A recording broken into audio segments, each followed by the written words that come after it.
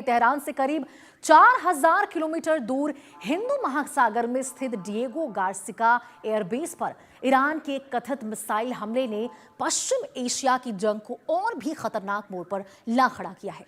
इस हमले के बाद इजराइल बौखला गया है और उसने ईरान पर बड़े हमले और ज्यादा तेज हमलों की खुली चेतावनी दे डाली है। इजराइल के रक्षा मंत्री इजराइल काट्स ने साफ कहा है कि आने वाले दिनों में ईरान के खिलाफ सैन्य कार्रवाई और तेज होगी और इस घटनाक्रम में यह भी संकेत दे दिया है कि ईरान की मिसाइल क्षमता अब पहले के मुकाबले कहीं ज्यादा उन्नत और लंबी दूरी तक मार करने वाली हो चुकी है। अमेरिकी एजेंसियां पहले ही आशंका जता चुकी है कि तेहरान के पास ऐसी मिसाइलें मौजूद है जो हजारों किलोमीटर दूर तक सटीक वार कर सकती है। डिएगो गार्सिया जैसे रणनीतिक रूप से बेहद अहम यूएस यूके संयुक्त बेस को निशाना बनाना केवल एक सैन्य कार्रवाई नहीं है, बल्कि एक बड़ा भू राजनीतिक संदेश भी माना जा रहा है। इसके साथ ही 22 देशों ने ईरान से अपील की है कि वो हमले रोके और स्ट्रेट ऑफ हॉर्मुज को तुरंत खोले। इस जलडमरू मध्य में दुनिया की सबसे बड़ी मात्रा में तेल और गैस की सप्लाई गुजरती है वहां से, और इसके बंद होने से वैश्विक अर्थव्यवस्था पर गंभीर असर पड़ सकता है। संयुक्त अरब अमीरात, ब्रिटेन, फ्रांस, जर्मनी, जापान और ऑस्ट्रेलिया जैसे देशों ने चेतावनी भी दी है कि अगर ये संकट बढ़ा तो इसका असर सबसे ज्यादा गरीब और कमजोर देशों पर पड़ेगा। ऐसे में सवाल यही है कि क्या ईरान दबाव में आएगा या ये टकराव एक बड़े युद्ध की तरफ बढ़ चला है, और इसी पर चर्चा करेंगे। हमारे साथ जुड़ रहे हैं वॉर एक्सपर्ट हमारे साथ जुड़ रहे हैं, उनसे भी बातचीत करने की कोशिश करेंगे और बात करेंगे, जानेंगे कि किस प्रकार से ये वॉर रुकेगा या फिर आगे भी बढ़ता हुआ नजर आएगा। लेकिन उससे पहले आपको बता दें, ग्राफिक्स के जरिए आपको कुछ बताने की कोशिश करते हैं। हॉर्मुज पर हाहाकार है, यूएस कैसे बड़ा प्रहार करेगा हॉर्मुज पर जो हाहाकार मचा हुआ है। आपको बता दें, हॉर्मुज पर हाहाकार है और अमेरिका बड़ा प्रहार कैसे करेगा। ट्रंप के बयान से दुनिया में खलबली मच चुकी है। जिस प्रकार से आपको बता दें, हॉर्मुज को लेकर ट्रंप ने बयान दिया है कि 48 घंटे में खोल दो स्ट्रेट ऑफ हॉर्मुज को। ट्रंप का बयान है 48 घंटे में स्ट्रेट ऑफ हॉर्मुज खाली करने का वक्त अमेरिकी राष्ट्रपति डोनाल्ड ट्रंप ने साफ तौर पर ईरान को दे डाला है। 48 घंटे के बाद तबाही की चेतावनी अमेरिकी राष्ट्रपति डोनाल्ड ट्रंप ने ईरान को दी है। अमेरिका के साथ युद्ध के मैदान में यहां पे इजराइल बना हुआ है लगातार, और आपको बता दें रूस ने खुलकर ईरान का साथ दिया है। तो देखिए, रूस यहां पे जो अमेरिका और रूस के बीच में आपको बता दें अच्छी तौर पे जो अब स्थिति है वो भी सामान्य नहीं है, और अब यहाँ पे रूस ने साफ तौर पर ईरान का साथ दे दिया है। ईरान युद्ध में महाशक्तियों के टकराव के भी आसार बने हुए हैं, क्योंकि ट्रंप के बयान ने जिस प्रकार से दुनिया में खलबली मचाई है, ट्रंप ने जिस तरह से ईरान को अल्टीमेटम अब दे डाला है कि भाई 48 घंटे हैं तुम्हारे पास, यदि 48 घंटे के भीतर तुम स्ट्रेट ऑफ हॉर्मुज का रास्ता नहीं खोलते, सुरक्षित तौर पर बहाल नहीं करते वहां से रास्ते को, वहां से जहाजों को जाने के लिए नहीं देते हैं, तो 48 घंटे के बाद तुम्हारे ऊपर बहुत बड़ी कार्रवाई होगी। ये आपको बता दें, डोनाल्ड ट्रंप की ओर से चेतावनी दी गई है। और अब ईरान भी पलटवार कर रहा है। ईरान भी कहता हुआ नजर आ रहा है कि यदि उसमें भी अमेरिका की ओर से, इजराइल की ओर से हमला किया जाता है ईरान के ऊपर, तो ईरान भी चुप नहीं बैठेगा। वो भी उन तमाम सैन्य ठिकानों को निशाना करेगा जिसके माध्यम से अमेरिका ताकत दिखाता हुआ नजर आ रहा, शक्ति प्रदर्शन करता हुआ नजर आ रहा है, और लगातार ये सोच रहा है, ये संभावना जता रहा है कि शायद उसके हमलों से ईरान झुक जाएगा। और इसी विषय पर हमारे साथ बातचीत करने के लिए कुछ खास मेहमान जुड़ेंगे, उनका रुख करेंगे। हमारे साथ रक्षा विशेषज्ञ ब्रिगेडियर राजन जमवाल, रिटायर्ड रक्षा विशेषज्ञ हैं, वो हमारे साथ जुड़े हुए हैं। बहुत बहुत स्वागत है आपका राजन जमवाल जी हमारे साथ जुड़ने के लिए। राजन जी, सबसे पहले मैं आपसे जानना चाहूंगी, क्या लगता है आपको ये जो मिडिल ईस्ट में तनाव देखने को मिल रहा है, अमेरिका इजराइल बनाम ईरान जो चल रहा है, 23वां दिन अब हो चुका है, क्या लगता है स्थिति सामान्य होगी किसी भी प्रकार से, या फिर लंबा खिंचता हुआ यहाँ पे ये युद्ध नजर आएगा? देखिए, फिलहाल तो थोड़ा और लंबा खिंचता नजर आ रहा है, कम से कम 1 महीना और खिंचता नजर आ रहा है। जहां तक ये धमकियों का सवाल है, ईरान दे रहा है यूएस इजराइल को, यूएस इजराइल ईरान को दे रहे हैं। जंग में धमकियां चलती रहती हैं, धमकियों से युद्ध नहीं चलते। हाँ, जब ग्राउंड पे एक्शन होगा तब पता लगेगा कि क्या है। बेसिक मिसकैलकुलेशन हुआ है यूएस की तरफ से। ये युद्ध यूएस का नहीं है, इजराइल के कारण हमको समझ आते हैं। इजराइल बहुत क्लियर था कि अगर उसको जिंदा रहना है, अगर उसको अपनी तरक्की करनी है, तो एपी सेंटर उसने ईरान आइडेंटिफाई किया था, और ईरान के थ्रू ही उसके सारे प्रॉक्सी कंट्रोल हो रहे थे, हमास, हिजबुल्लाह, हूती। तो जब तक इनको पूरी तरह खत्म नहीं किया जाए, वो शांति से नहीं बैठ सकता। और इसमें गुप्त रूप से उसका साथ सऊदी अरेबिया भी दे रहा था, बिकॉज़ सऊदी अरेबिया भी अभी इनसे तंग आ चुका है। हूथीज़ ने तो डायरेक्ट अटैक किए हुए हैं सऊदी अरेबिया पे, तो वो भी इससे छुटकारा पाना चाहता था, बट वो ओपनली नहीं आ सकता था। इसलिए सऊदी अरेबिया और यूएई थोड़े से मतलब अंडरग्राउंड तरीके से वो एक दुनिया को एक मॉडरेट इस्लाम देना चाहते थे, जो एक्सेप्टेबल हो करंट सिविलाइजेशन के साथ, और उसमें ईरान बहुत बड़ा एक रोड़ा था, तो इसलिए उसको हटाना जरूरी था इन सबके लिए मिलके। पर ये अमेरिका को इजराइल खींच के लाया है इस युद्ध में। इस युद्ध में अमेरिका का कुछ हासिल नहीं होगा। हाँ, उसका नुकसान जितना होना है वो हो सकता है, और ये युद्ध ना कभी होना था।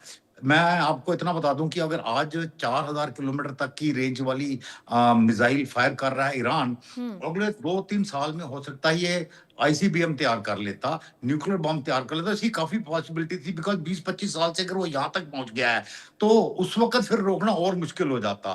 तो मतलब ऐसे रजीम को जब हम बात कर रहे हैं ईरान की, ईरान एज़ ए नेशन नहीं, ये एक 47 साल से जबरदस्ती ईरान की पॉपुलेशन के ऊपर हावी है और अपनी आइडियोलॉजी उनके ऊपर थोप रहा है। आई मीन उसकी डिस्कशन में नहीं जाएंगे, बट बेसिकली इस रजीम के खिलाफ है। तो there is a difference between की एक देश के खिलाफ या एक रजीम के खिलाफ। ये स्पेसिफिक ऑपरेशन एक्चुअली रजीम के खिलाफ है। अगर रजीम कोलैप्स हो जाता, ये जंग रुक जाती, पर वो रजीम वेरी वेल इंटरेस्टेड है। उसने political system, civil system, bureaucratic system ऐसे बनाए हैं कि अगर आप लीडरशिप हटा भी देते हैं, जैसा कि इस बार में हुआ है, वो एक मोज़ैक मोड में चले जाते हैं। जैसे मोज़ैक टाइल्स होती हैं ना, अलग-अलग टाइप के जोड़ के वो डिसेंट्रलाइज़ तरीके से काम कर रहे हैं। तो और दूसरी बात है कि अगर आप शर्तें देखें, अमेरिका कह रहा है अनकंडीशनल सरेंडर, ईरान कह रहा है हमको जितनी जंग में नुकसान हो उसका पैसे दो, मतलब हम आगे से कभी नहीं करोगे, इसकी थर्ड पार्टी गारंटी दो। मतलब दोनों तरफ से ऐसी शर्तें हैं कि मान ही नहीं सकते हैं। तो कोई स्टार्टिंग पॉइंट ही नहीं है किसी चीज का। रूस जरूर आया है सपोर्ट में ईरान के, चाइना भी ईरान के सपोर्ट में है, पर ये जो सपोर्ट है ये बेसिकली मौखिक सपोर्ट है, और कुछ टेक्नोलॉजी ट्रांसफर और मतलब जिसको बोलते हैं ना डायरेक्ट इंटरवेंशन, वो ना रूस करेगा ना चाइना करेगा। चाइना सडनली नहीं, चाइना ने दुनिया में आज तक कहीं भी अपने कहीं पे डायरेक्ट सोल्जर्स नहीं भेजे। वो गुप्त रूप से जो कर सकता है वो अभी भी कर रहा है, पहले कर रहा है। और बिल्कुल राजन जी, ये बड़ी बात आपने कही है कि जो चाइना और रूस ईरान के सपोर्ट में यहाँ पर आए हैं, मौखिक सपोर्ट केवल दी जा रही है, क्योंकि अमेरिका के साथ तो वो है नहीं। तो खासतौर पर अब उनका अगर दोस्त यहाँ पे ईरान है, तो मौखिक रूप से अब देखना होगा कि जब जरूरत पड़ती है तो यहाँ पे ईरान का साथ कितना देते हुए नजर आते हैं। हमारे साथ विदेश मामलों के जानकार डॉक्टर मनन द्विवेदी भी जुड़ गए। बहुत बहुत स्वागत है आपका इंडिया न्यूज पर मनन जी, हमारे साथ जुड़ने के लिए, खास बातचीत में शामिल होने के लिए। मनन जी देखिए, राजन जम्वाल जी साफ तौर पर कह रहे थे कि ईरान अब ऐसी स्थिति में पूरी तरह से घिरता हुआ नजर आ गया है, क्योंकि अब देखिए जो अमेरिकी राष्ट्रपति डोनाल्ड ट्रंप है, स्ट्रेट ऑफ हॉर्मुज को लेकर चेतावनी दे डाली है उन्होंने कि यदि 48 घंटे के भीतर तुम नहीं खोलते हो तो तुम्हारे ऊपर बहुत बड़ा हमला किया जाएगा। लेकिन ईरान भी यहाँ पे पलटवार कर रहा है, और जिस तरह से राजन जी ने कहा कि सपोर्ट मौखिक रूप से मिला है, कहीं ना कहीं डोनाल्ड ट्रंप को भी तो मौखिक रूप से भी सपोर्ट यहाँ नहीं मिल रहा। ईरान को तो चलिए कम से कम इजराइल, यहाँ जो चीन है और रशिया है, उनका सपोर्ट मौखिक रूप से भी मिल चुका है, लेकिन अमेरिकी राष्ट्रपति डोनाल्ड ट्रंप को तो वो भी सपोर्ट नहीं मिल रहा है जब स्ट्रेट ऑफ हॉर्मुज को खुलवाने के लिए अन्य देशों से वो बात कर रहे हैं। तो देखिए, मैं यह कहूंगा कि सबसे पहले हम देखें कि अभी अभी व्हाइट हाउस ने और पेंटागन ने और वहां के यूएस स्टेट डिपार्टमेंट ने रिक्वेस्ट रखी है अपनी कि वो लोग आगे जाकर गए हैं कांग्रेस के पास, यूएस कांग्रेस मतलब उनका जो लेजिस्लेचर है उसके पास गए हैं, और 200 बिलियन डॉलर की डिमांड और जो रिक्वेस्ट है उन्होंने रखी है। तो यही सबसे बड़ा साइन है, यही सबसे बड़ा द्योतक है कि अमेरिका युद्ध को आगे ले जाएगा। और जो हम लोग कुछ बातचीत कर रहे थे कि शायद 2-4 दिन में युद्ध खत्म हो जाए, डिप्लोमेसी आ जाए, नेगोशिएशन की बातचीत हो, नेगोशिएशंस हो, और किस तरीके से पीस और स्टेबिलिटी आ जाए, मुझे नहीं लगता। और मैं भी ये कहूंगा कि 1-1.5 महीने ये युद्ध और खींचेगा।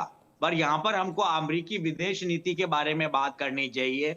हम ये पाएंगे कि वियतनाम वॉर में जिस तरीके से ब्लडी नोज हुआ अमेरिकन फोर्सेस का, प्रेसिडेंट रिचर्ड निक्सन का, और वहां पर 1973 में पेरिस पीस कॉन्फ्रेंस के बाद बड़े ही शर्मनाक तरीके से अमेरिका को वहां से निकलना पड़ा, और 55,000 के करीब बॉडी बैग्स कैंप डेविड में वापस आए वियतनाम से। तो इन सब चीजों को देखें तो हम पाएंगे कि अमेरिका पे एक तरीके से सिंड्रोम छा गया, और ये सब लोग जानते हैं अंतर्राष्ट्रीय संबंधों के विशेषज्ञ कि वो था सिंड्रोम, वियतनाम सिंड्रोम। उसके चलते अमेरिका ने इंटरवेंशन करने 10-15 साल बिल्कुल बंद कर दिए, पर यहीं पर 1991 और 2003 में इन्होंने वापस, अमेरिका ने ऑपरेशन एंड्योरिंग फ्रीडम और ऑपरेशन डेजर्ट स्टॉर्म के थ्रू इंटरफेयर किया इराक में, और इराक को और सद्दाम हुसैन को 2003 में नेस्तनाबूद किया। तो उसके चलते बात मैं ये कहना चाह रहा हूँ, मेरा आर्ग्यूमेंट है कि बूट्स ऑन ग्राउंड कब आते हैं, पर मुझे लगता है कि ये 2 फेजेस और हैं अभी बाकी। जो नेक्स्ट फेज होगा, ऐसा प्रेसिडेंट ट्रंप और पीट हेग्सेथ इनडायरेक्टली इंडिकेट कर चुके हैं अपनी बातचीत में, ये इंडिकेट कर चुके हैं अपनी बातचीत में कि एक तरीके से जो उनके जो न्यूक्लियर इंस्टॉलेशंस हैं, जैसे कि फोर्दो, नतान्ज और इस्फहान और कॉम, और उसके अलावा जो इनके और इंस्टॉलेशंस हैं जहां से ड्रोन और मिसाइल्स लॉन्च किए जाते हैं, उसको अब टेक आउट किया जाएगा। मुझे 1 मिनट का समय दीजिए। उसको टेक आउट किया जाएगा, और टेकिंग आउट में पूरी की पूरी बात ये होगी कि एक कमांडो ऑपरेशन, जिसको हम कह सकते हैं डेल्टा फोर्स ऑपरेशन किया जाएगा, जैसा कि 2011 में एबटाबाद में किया गया था, और ओसामा बिन लादेन को, अल कायदा के जो चीफ था, उसको वहां टेक आउट किया गया था, उसका खात्मा किया गया था।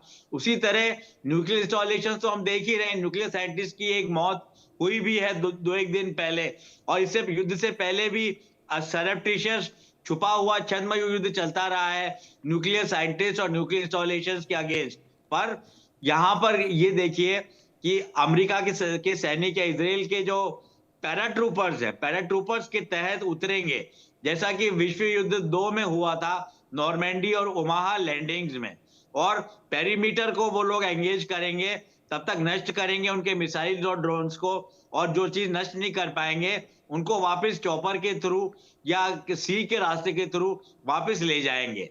ये बड़ा खतरनाक होता है, क्योंकि 1979 का जो ईरानियन रिवॉल्यूशन हुआ, उसमें भी हम लोग ये पाएंगे कि 2 हेलीकॉप्टर्स भेजे गए थे, और एक कमांडो ऑपरेशन किया गया था अमेरिकन एम्बेसी में तेहरान पे, ताकि जो 444 लोग 1.5 साल तक वहां पर रहे थे, बंधक बनाकर उनको रखा गया था, उनको निकाला जाए। पर ये ऑपरेशन फेल हुआ था, और अमरीकी हताहत हुए थे इसमें, और इसका कोई रिजल्ट नहीं निकला था। बिल्कुल, तो मनन जी, वैसा ये ही बात आप सही कह पेरीमीटर रहे हैं कि रिजल्ट नहीं निकला था, और ऐसे भी इससे पहले भी तमाम जिनके साथ अमेरिका भिड़ा है उसके साथ भी देखने को मिला है। राजन जी, मनन जी ने ये बात कही वियतनाम वार को लेकर, वहां पर भी देखिए अमेरिका को कोई जीत हासिल नहीं हुई थी, लेकिन अमेरिकी राष्ट्रपति के द्वारा और अब भी ट्रंप के द्वारा यहाँ पे गुणगान जरूर गाया जाता है। बड़े बड़े लिस्ट वो तैयार करके बताते हैं कि हमने ये हासिल कर लिया था, वो हासिल कर लिया था, जहां पे ईरान में भी वही देखने को मिल रहा है। जीत हासिल होते हुए नजर नहीं आ रही है, युद्ध लगातार बढ़ता जा रहा है, ना अमेरिका यहाँ जीता नजर आ रहा, ना ईरान यहाँ पे हारता नजर आ रहा। लेकिन अमेरिकी राष्ट्रपति डोनाल्ड ट्रंप बड़े बड़े बातें जरूर कह रहे कि हमने वहां के तमाम जो उनके सैन्य ठिकाने उनको तबाह कर दिया है, सैन्य शक्तियों को तबाह कर दिया है, बैलिस्टिक मिसाइल्स को उड़ा डाला है। क्या कहना है आपका? देखिए, युद्ध की परिभाषा बदली हो गई है। जीत हार का फैसला कैसे होता है? आमन कोई जमाना था कि आप जाके दुश्मन के गवर्नमेंट में बैठ जाते थे, उसकी जमीन पे कब्जा कर लेते थे, उसके सारे संसाधनों पे कब्जा कर लेते थे, तो ओके, जीत हो गई है। अभी जीत क्या है? ईरान के लिए जीत क्या है? ईरान के लिए जीत है डिनाइल। अगर वो डिनाई कर सकता है, रेजिस्ट कर सकता है, ईरान के लिए जीत है। ईरान को भी पता है वो ना इजराइल पे कैप्चर कर सकता है, ना यूएस पे जाके कैप्चर कर सकता है, पर डिनाइल उसके लिए एक जीत है। अमेरिका के लिए क्या जीत होगी? अमेरिका ऑलरेडी डिफाइन कर चुका अपनी जीत की रजीम चेंज चाहिए, जो होता नजर नहीं आ रहा। तो अगर जो वो चाहते हैं आपने उसको डिनाई कर दिया, तो भी आपकी जीत है एक किस्म की। तो मतलब जीत की और हार की एक तो पहले डेफिनेशन बदली हो गई है। दूसरी बात स्पेशल ऑपरेशंस की, गोगोई जी बोल रहे थे स्पेशल ऑपरेशन, हम जैसे लोग जिन्होंने हमने आधी जिंदगी यही तैयारी करी है इस टाइप के ऑपरेशंस के लिए, हमें I have been in those forces where इस टाइप के ऑपरेशन के लिए हम क्या करते हैं, ये कहना आसान होता है, ये मतलब ये खाली मैन पावर और मशीन, मतलब ये टेक्नोलॉजी और हाईली ट्रेन्ड मैन पावर का ऐसा संगम है, और इसमें बहुत ज्यादा रिस्क होता है। नॉट ओनली मिलिट्री रिस्क तो होगा ही होगा, पॉलिटिकल रिस्क बहुत ज्यादा होता है। मैंने 2-3 बार देखा है, जब हम ऐसे ऑपरेशन कुछ करने थे, हमको लास्ट मिनट पे रोक लिया गया, बिकॉज पॉलिटिकल रिस्क बहुत ज्यादा था पॉलिटिकल रिस्क, और आदमी समझता है कि ये पॉलिटिकल रिस्क मतलब जो भी इस टाइप के एस्टेब्लिशमेंट है उठाने को तैयार नहीं है। क्या ट्रंप उस लेवल का रिस्क उठाने को तैयार है? बिकॉज जो सोल्जर्स हैं, चाहे वो ग्रीन बैरेट्स हो, delta force in fact is one of the special forces of US. अकेली नहीं है, यूएस के पास भी भारत की तरह मल्टीपल स्पेशल फोर्सेस है। डेल्टा फोर्स, यस, जो उन्होंने ईरानियन एम्बेसी की बात करी, वो ईरानियन एम्बेसी के सीज में डेल्टा फोर्स की कैजुअलिटी हुई थी, कारण कुछ और था, we are not get into detail. उनके चॉपर्स के एयर वेंट में वो फिल्टर नहीं लगे होते, डस्ट घुस गई थी, चॉपर क्रैश हो गए थे। If I tell you this, I mean, because we have spoken to the pilots, ना, जो थे वहां पे, जो जिसकी वजह से सारा हुआ, हमने तो बातें करी हुई हैं इनसे, तो कहाँ कब क्या हुआ देते। So coming to the point, इस वक्त ज्यादा मेरे को लग रहा है possibility, instead of a very very risky mission deep inside Iran करके, लेट अस से जो उन्होंने साउथ कोरिया और जापान से जो मेरीन फोर्स भेजी है, it will try to establish a beachhead, let us say on the खग island, मतलब इंस्टेड ऑफ मेन ईरान, खग आइलैंड जहां से 90% टर्मिनल जाता है। But even that is not free from risk, because आप खग आइलैंड को पकड़ना इतना मुश्किल नहीं होगा, बिकॉज आपने उनके मिलिट्री डिफेंसेस को पूरी तरह तबाह कर दिया है, पर उसको होल्ड करना बहुत मुश्किल होगा, बिकॉज कोरल आइलैंड है, ओवरहेड कवर नहीं है, 20 किलोमीटर दूर है मेनलैंड से, उसके छोटे ड्रोन भी हमला करेंगे। सो कॉन्टिन्यूसली पकड़ने के बाद उसको होल्ड करना और अपनी कैजुअलिटी बचाना would be a big thing to do. पकड़ने में I don't see much problem, पर उसको होल्ड करने में आपको बहुत बिल्कुल तकलीफ राजू जी, होगी। ये आपने बिल्कुल सही बात कही है कि हमला केवल करना नहीं है, बल्कि उसको होल्ड भी करना। और यही वजह है कि अमेरिका ने खर्ग द्वीप पर जो हमला किया, ईरान का ताज कहा जाता है, क्राउन कहा जाता है, अब उस पर हमला तो कर दिया है, और कहीं ना कहीं उस प्रकार से हमला नहीं किया, वो बचाने की कोशिश अमेरिका जरूर कर रहा है। क्योंकि अब देखिए मनन जी, ये जो युद्ध है वो सैन्य ठिकानों पर केवल हमला तक नहीं सीमित रह गया है, कहीं ना कहीं ये ऑयल वार में तब्दील होता हुआ नजर आ रहा है। स्ट्रेट ऑफ हॉर्मुज में हमला, वहां पर जो रास्ते रोके गए हैं, खर्ग द्वीप पर हमला हो रहा है, तो कहीं ना कहीं जो नेचुरल रिसोर्सेस है, अब उस पर ऑयल वार की तरफ ये पूरा जो युद्ध है वो तब्दील होता नजर आ रहा है। मनन जी। बिल्कुल, मैं यहाँ पर ये कहना चाहूंगा, पहले तो हम लोग बहुत बड़े चीयर लीडर हैं इंडियन आर्मी के। जब से हम लोगों ने होश संभाला है, पढ़ना लिखना शुरू किया है एज अ प्रोफेसर, तो मेरा बस इतना ही मतलब था। मैं यही कहना चाहूंगा कि जो पेरीमीटर की जो मैंने बात की, इस्फहान में, नतांज में, वहां पर होल्ड करने की बात मैंने नहीं की। हमने तो कभी गन को हाथ में भी नहीं उठाया, पर हम लोग पेन वॉरियर्स हैं और इंडियन आर्मी को सपोर्ट करते आए हैं और करते रहेंगे हर तरीके से। तो पेरीमीटर होल्ड करने वाली बात मैंने नहीं बोली। मैंने बस यही बोला कि जब तक ईरान के मिसाइल और ड्रोन किसी पर्टिकुलर इंस्टॉलेशन में नष्ट नहीं हो जाए, तब तक रोका जाए, उसके बाद उनको इवैक्यूएट किया जाए, पैराट्रूपर्स को। ऐसे कई काम कर चुका है अमेरिका, और ऐसे काम उनको करने पड़ेंगे, क्योंकि अभी भी जो किल पोटेंशियल है, जो रेंज है, जैसा कि कर्नल साहब ने बताया, जनरल साहब ने बताया कि वो 4-4 हजार मील की है और किलोमीटर्स की है, और डियागो गार्सिया पे अटैक कर चुके हैं। और ऐसी भी अटकलें ट्रम्प साहब लगाते हैं ओपनली, और अमेरिकी थिंक टैंक्स लगाते हैं कि अमेरिका पर वॉशिंगटन को भी वो लोग किसी तरीके से शायद टारगेट कर पाए, जो इस तथ्य की पुष्टि अभी तक नहीं हो पाई है। जहां तक ऑयल का मामला है, मैं ये कहना चाहूंगा कि एक बड़ी ही आश्चर्यजनक और शॉकिंग डेवलपमेंट ये हुआ कि स्कॉट बिसेंट जो थे, जो हैं वहां के ट्रेजरी सेक्रेटरी, उन्होंने ये डिक्लेयर किया है कि 19 अप्रैल तक मियाद दी जाएगी ईरान को, और जो ईरानियन ऑयल स्ट्रैंडेड है सी में, वो ईरानियन ऑयल पूरी तरीके से उसको कंटिन्यू किया जाएगा। उनके शिप्स को जहां जहां जाना है साउथ ईस्ट एशिया में, भारत जाना है या अफ्रीका जाना है बिल्कुल मनन या जी, तो यूरोप अब जाना है, उम्मीद वहां यही है पे कि ये जंग जो चल रही है लगातार मिडिल ईस्ट में जो तनाव देखने को मिल रहा है वो जल्द से जल्द थमता हुआ कहीं ना कहीं नजर आए ताकि दुनिया को भी राहत मिले। बहुत बहुत शुक्रिया राजन जी, मनन जी, आप दोनों का हमारे साथ जुड़ने के लिए इस खास बातचीत में और तमाम चर्चा में शामिल होने के लिए।